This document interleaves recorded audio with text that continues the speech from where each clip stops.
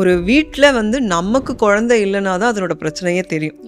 என்னதான் வெளியே அவ்வளோ குழந்தைங்க இருந்தாலும், பாப்புலேஷன் அவ்வளோ இருந்தாலும், நமக்கு ஒரு குழந்தை இல்லை, நம்ம அண்ணனுக்கு ஒரு குழந்தை இல்லை, நம்ம தங்கச்சிக்கு ஒரு குழந்தை இல்லைங்க, அந்த குழந்தையின்மையோட ஆக்சுவல் ஹீட் வந்து நம்ம வீட்டில் தெரியும். ஆல்ரெடி பார்த்தீங்கன்னா சவுத் கொரியாவில், ஜப்பான் மாதிரி கண்ட்ரீஸில் வந்து இதுக்கு என்னென்ன பண்ணலான்னு கவர்மெண்ட்டே பில்லியன் கணக்கில் கான்ட்ரிபியூட் பண்ணி இதை பற்றின ரிசர்ச் பண்ணிகிட்ருக்காங்க.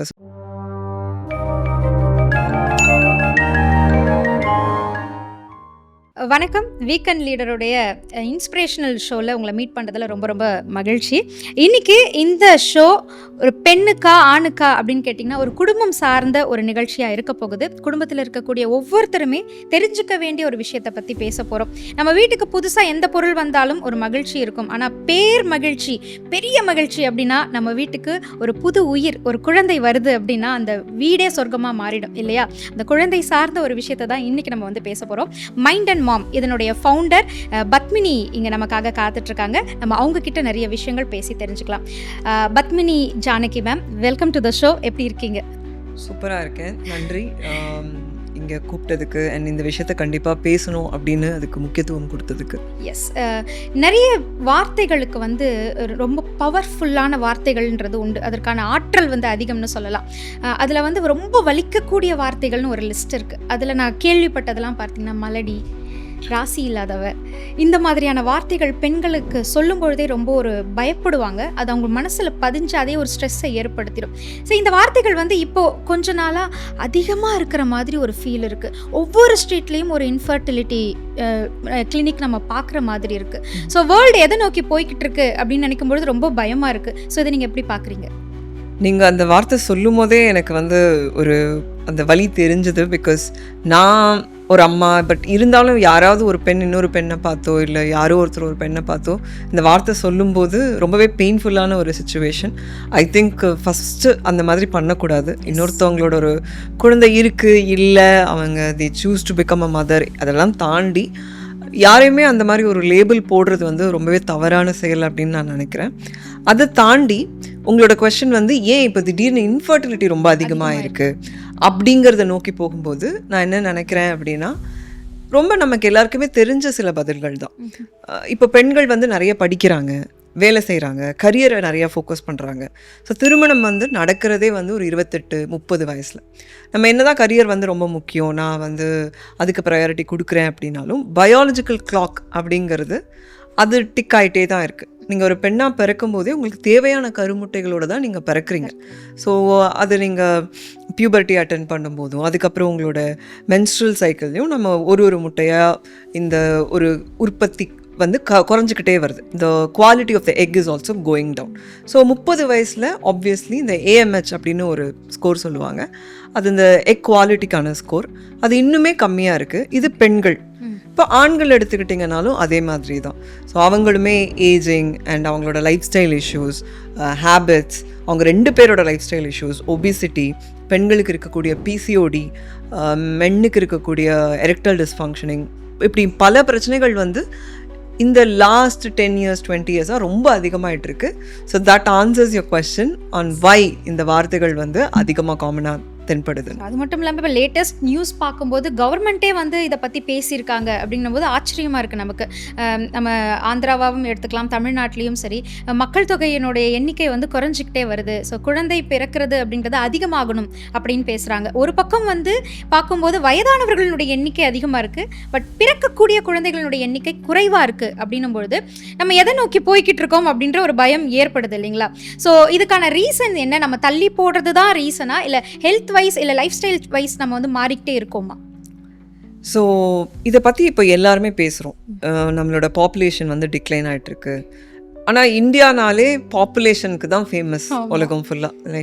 எவ்வளோ பீப்புள் இருக்காங்க, இந்தியா ஃபுல்லாக பீப்புள் இருக்காங்க அப்படின்னு தான் வெளியூர் போனால் கூட வந்து வெளிநாடுகள் போனால் கூட வந்து எல்லோரும் கிண்டல் பண்ணக்கூடிய ஒரு விஷயமா இருந்துட்டு இருந்தது. இப்போ நானே ஃபர்டிலிட்டிக்காக ஒரு ஸ்டார்ட் அப் ஆரம்பிக்கும் போது நிறைய பேர் சொன்னாங்க, இந்தியா ஃபுல்லாக பீப்புள் இருக்காங்க, நீ வந்து இந்தியாவில் போய் ஃபர்டிலிட்டி பிஸ்னஸ் பண்ண போறியா அப்படின்னு சொல்லி. ஆனால் இது வந்து 2 விதமாக பார்க்கலாம். ஒன்று, ஒரு வீட்டில் வந்து நமக்கு குழந்தை இல்லைனா தான் அதனோட பிரச்சனையே தெரியும். என்னதான் வெளியே அவ்வளோ குழந்தைங்க இருந்தாலும், பாப்புலேஷன் அவ்வளோ இருந்தாலும், நமக்கு ஒரு குழந்தை இல்லை, நம்ம அண்ணனுக்கு ஒரு குழந்தை இல்லை, நம்ம தங்கச்சிக்கு ஒரு குழந்தை இல்லைன்னா அந்த குழந்தையின்மையோட ஆக்சுவல் ஹீட் வந்து நம்ம வீட்டில் தெரியும். இன்னொரு வகையில் பார்த்தீங்க அப்படின்னா, ஈவன் ஆன மேக்ரோ எக்கனாமிக்ஸ் லெவல், இந்த மாதிரி ஒரு ஏஜிங் பாப்புலேஷன் அதிகமாகிட்டு young population, India already is a youngest country, அதாவது யங் பீப்புள் அதிகமாக இருக்கக்கூடிய கண்ட்ரி. ஆனால் இப்போ குழந்தைகள் கம்மியாக ஆக ஆக என்ன ஆகும்னா, ஏஜிங் பாப்புலேஷன் ரொம்ப அதிகமாக ஆரம்பிச்சிருவாங்க. இந்த ஒர்க்கிங் பாப்புலேஷன், அதாவது ஜிடிபிஆருக்கு வந்து அதிகமாக கான்ட்ரிபியூட் பண்ணுற பாப்புலேஷன் வந்து கம்மி ஆகிடுவாங்க. ஸோ அது வந்து will become a problem over time. So அதை பற்றி தான் நிறைய பேர் பேசிகிட்டு இருக்காங்க. இது கவர்மெண்ட் ஸ்கீமாக எப்படி மாற்ற முடியும், கவர்மெண்ட் எப்படி இதுக்கு வந்து ஹெல்ப் பண்ண முடியும். ஸோ ஆல்ரெடி பார்த்திங்கன்னா சவுத் கொரியாவில், ஜப்பான் மாதிரி கண்ட்ரீஸில் வந்து இதுக்கு என்னென்ன பண்ணலான்னு கவர்மெண்ட்டே பில்லியன் கணக்கில் கான்ட்ரிபியூட் பண்ணி இதை பற்றின ரிசர்ச் பண்ணிகிட்ருக்காங்க. ஸோ சவுத் கொரியா பார்த்திங்கன்னா இந்தியாவிலேருந்து ஃபர்டிலிட்டி கம்பெனிஸை ஃபுல்லாக ஸ்பான்சர் பண்ணி நீங்கள் வந்து எங்கள் கண்ட்ரியில் எதாவது பண்ண முடியுமான்னு, இன்ஃபேக்ட் நான் போயிருந்தேன் அவங்களோட கான்ஃபரன்ஸ்க்கு. அவங்க கம்ப்ளீட்டாக டிக்கெட்டு, ஸ்டே, ஒரு வாரம் அங்கே தங்கி ஏதாவது மேனும் சவுத் கொரியாவில் பண்ண முடியுமா நீங்கள் இந்தியாவில் பண்ணிட்டு இருக்கிறத, அந்த அளவுக்கு they put effort, not just inside the country, they bring fertility experts from other countries and seeing what can be done. நம்ம இன்னும் அந்த ஸ்டேஜுக்கு போகலை, but still we are getting there. எந்த அளவுக்கு இந்தியாவோட பாப்புலேஷன் வந்து நமக்கு வந்து ஒரு கெட்ட விஷயம்னு நம்ம நினைக்கிறோமோ, அதே பாப்புலேஷன் தான் நமக்கு நல்ல விஷயமும் கூட. Because that is what is making our economy better. Yes. So அப்படி பார்க்கும்போது இப்போ இன்ஃபர்டிலிட்டி அப்படின்றதுக்கு காலதாமதம் அப்படின்றது ஒரு ரீசனாக அமையுது. ஸோ எந்த டைமில் நம்ம வந்து இதை புரிஞ்சுக்கணும், நம்மக்கிட்ட ஒரு ப்ராப்ளம் இருக்குது, இன்ஃபர்டிலிட்டி அப்படின்ற ஒரு விஷயத்துக்குள்ளே நம்ம போகிறோம், இதை இமீடியட்டாக நம்ம வந்து கவனிக்கணும் அப்படின்றதுக்கு என்னென்ன விஷயங்களை பார்த்து நம்ம அதை வந்து கன்ஃபார்ம் பண்ணிக்கணும்? ஃபஸ்ட்டு குழந்தை அப்படிங்கிறது வந்து ஒரு பெரிய ரெஸ்பான்சிபிலிட்டி, ஒரு சாய்ஸும் கூட. இதை வந்து மற்றவங்க சொல்கிறாங்க, வீட்டில் இருக்கவங்க ப்ரெஷர் போடுறாங்க, எல்லாருக்கும் 30 வயசில் குழந்தை இருக்குது அப்படின்னு யாருமே குழந்தைய வந்து டிசைட் பண்ணக்கூடாதுங்கிறது என்னோட பர்சனல் ஒப்பீனியன். சரி, ஓகே, நான் வந்து எனக்கு குழந்தை வேணும்னு முடிவு பண்ணிட்டேன், I know the responsibilities, I know what I am getting in to அப்படின்னு தெரிஞ்சதுக்கு அப்புறமா ஐ திங்க் நீங்கள் பிளான் பண்ணுறது எவ்வளோ சீக்கிரமாக பிளான் பண்ணுறீங்களோ better. Health wise it is better.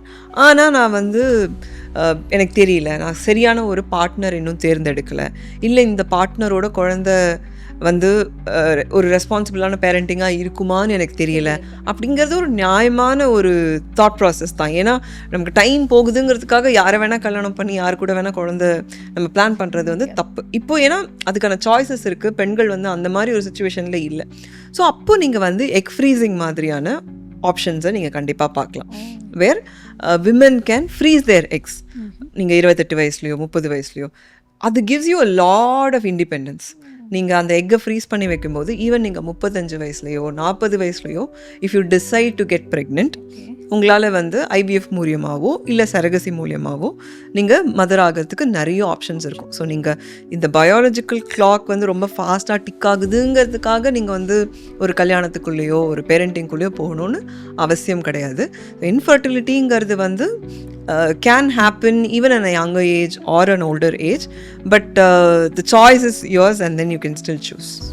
But இந்த மாதிரி குழந்தையை பெற்றுக்கிறதுக்கான இந்த சயின்ஸ் அண்ட் டெக்னாலஜி யூஸ் பண்ணுறதுக்கு பேரண்ட் எந்த அளவுக்கு அலோவ் பண்ணுவாங்களா அப்படின்றது தெரியல. அது நேச்சுரலாகவே அது நடக்கணும் அப்படின்னு நினைக்கக்கூடியவங்களுக்கு என்னென்ன ப்ராப்ளம்ஸ்லாம் வருது, அந்த ப்ராப்ளம்ஸை நம்ம எப்படி ஐடென்டிஃபை பண்ணுறது, இது ஆண் பெண் 2 பேருக்குமே ஈக்குவலான ப்ராப்ளம்ஸ் வரக்கூடிய வாய்ப்பு இருக்கா? எஸ், இது வந்து இதனோட சொல்யூஷன், இந்த ப்ராப்ளம் எல்லாத்துக்கான சொல்யூஷன் உங்களுக்கு எனக்கு எல்லாருக்குமே தெரிஞ்ச விஷயங்கள் தான். நல்ல சத்தான உணவுகள் சாப்பிட்றது, நல்ல தண்ணி குடிக்கிறது, எக்ஸசைஸ் பண்ணுறது. எக்ஸசைஸ் பண்ண முடியலன்னா அட்லீஸ்ட் ஹெல்த்தியாக எப்படி ஒரு வாக்கிங் போய் நம்ம வெயிட்டை வந்து ஒபிசிட்டிக்குள்ளே போகாமல் பார்த்துக்கிறது, பிசிஓடி எப்படி கண்ட்ரோலில் வச்சுக்கிறது. ஸோ இந்த மாதிரி ரொம்ப பேசிக்கான விஷயங்களை முதல்லேருந்தே கடைப்பிடிக்கிறவங்களுக்கு இன்ஃபர்டிலிட்டி இஷ்யூஸ் வர்றது ரொம்ப கஷ்டம், வர்றதுக்கு நிறைய சான்சஸ் கம்மி. நம்ம வந்து பிசிஓடியோ இல்லை ஒபிசிட்டியோ அதுக்குள்ளே போயிட்டோம், தைராய்டுக்குள்ளே போயிட்டோன்னா தான் இந்த மாதிரி other issues. So period issues இருந்ததுன்னா நீங்கள் இமீடியட்டாக கைனகாலஜிஸ்ட்டை பார்க்குறது. பிசிஓடி இருக்குது, திடீர்னு வெயிட் போட்டுக்கிட்டே இருக்குது, அந்த மாதிரி ஏதாவது அப்நார்மலாக இருக்குது அப்படின்னா இமீடியட்டாக கைனகாலஜிஸ்ட்டை பார்க்குறது, பேப்ஸ்மியர் எடுத்து பார்க்குறது. ஸோ இந்த விஷயங்களில் வந்து ஃபோக்கஸ் பண்ணால் விமனுக்கு சொல்கிறேன், okay. as much as possible நீங்கள் வந்து இன்ஃபர்டிலிட்டி இஷ்யூஸை தடுக்கலாம்.